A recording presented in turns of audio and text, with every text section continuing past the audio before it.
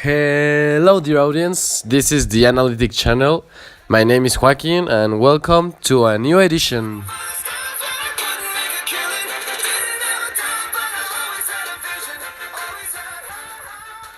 So, in this edition, we will be talking about zero hunger, that it is one of the most important SDGs created by the United Nations. An SDG is a sustainable development goal that has as objective to conduct the planet through a ecological and sustainable development. And zero hunger pretends to eradicate hunger in all the world. For the past few months, I have been researching about this worldwide problematic, and I have found so many complications it has, and I have also imagined some possible solutions. And I have seen that there's a special continent in the world that is very, very affected by this, and it is Africa. Of course, that all the continents are affected, but the most famous, the most stereotyped country that is affected by this problem, it is Africa. So I decided to talk with some people from there to see different perspectives, to see what they think, to see if they were directly or indirectly affected by this problematic. And I just thought it would be interesting to transmit this to you, my dear audience, so you could imagine the magnitude of this problematic. So I have interviewed three people, and we will proceed to hear the interviews. And after that, we will talk about a little bit of what are the general point of views of these people. Okay, so we are here with SPA, who agreed of being interviewed. And first of all, thank you a lot for your time and for this space. And I will begin. So, do you know directly someone who suffers from hunger? No, Joaquin, it is a completely pleasure to be here in your program, and for me, it is an honor to transmit my knowledge to your audience. No, I do not know anyone who suffers from hunger directly. Okay, so in a very general way, what would you do to end this problematic? Our government should be less corrupt. Okay. And how would you encourage people to help eradicate this problematic? I would once again tell people to vote for a party that doesn't mess up with our country. Okay, that's interesting. What actions do you know that have been taken or implemented to end this problematic? Here and there is some organizations that help the poor. Why do you think hunger exists if enough food is produced daily to feed the entire world's population? Because there's a big gap in wealth, and living costs are rising whole time while salaries doesn't. And so that was the first interview. As you could hear, this guy SPA was like kind of short with his answers. I couldn't get like a whole lot of knowledge about him. But let's run the second interview. I think it is a little bit more fluorescent, more interesting, so you can hear it now. Que dice, do you know someone directly who suffers from hunger?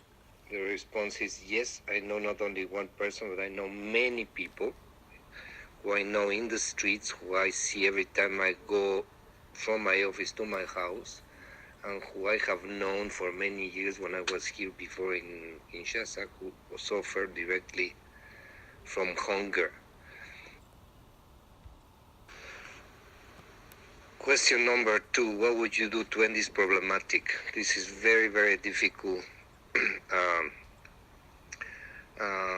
to end, because this problematic is a problematic caused by many different problems and issues. So it's not as easy as to say I'm going to do this today or tomorrow and the problem will be over. This is a problematic where there are economic factors related. There are also development factors of the countries. not only here in Congo, in DRC, but also in many other developing countries. And there is a problem of corruption also, problem of health services, problem of education, and many others. So this is not only problem that can be resolved very easily. It might.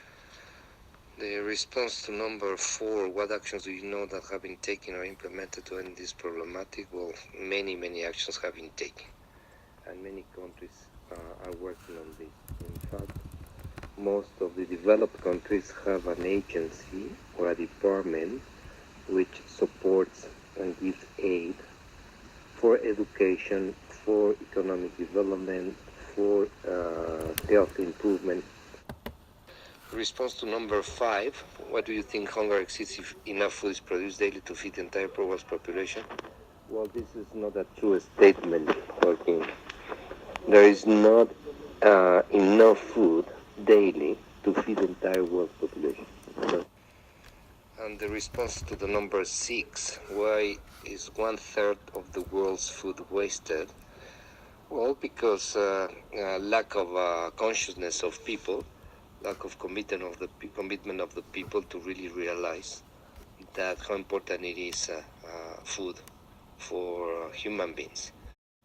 Question number 3, how would you encourage people to help eradicate this problematic? Well, the only way that I would say is to show them on how people live in other countries, how really poverty gets to the lives of many people who don't have anything to eat, and not even anything to wear, and not a house to sleep in or anything like that. So it's not easy to encourage people to. So that was the interview with Mr. Filiberto, a doctor who is helping eradicate dengue in El Congo.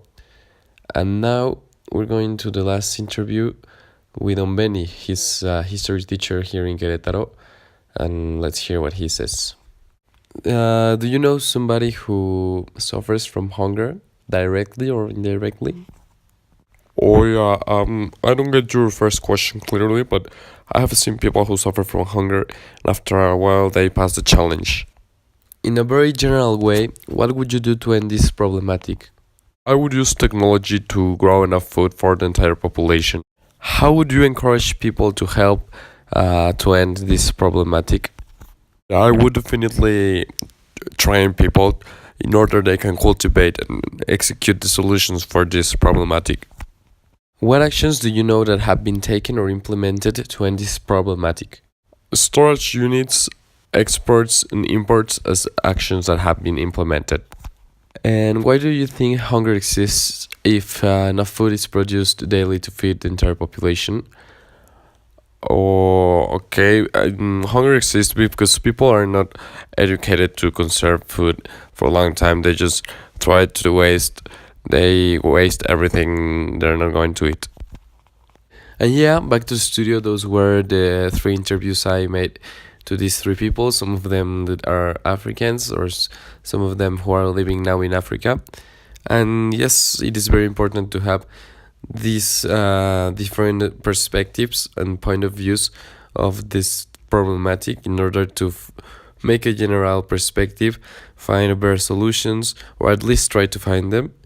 And I want to leave you with a reflection that we must care about this worldwide problematic and try to make something to solve them, because it is an issue that involves all of us as global citizens.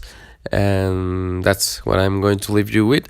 Thanks once again for your time, for synchronizing the channel, and see you next week.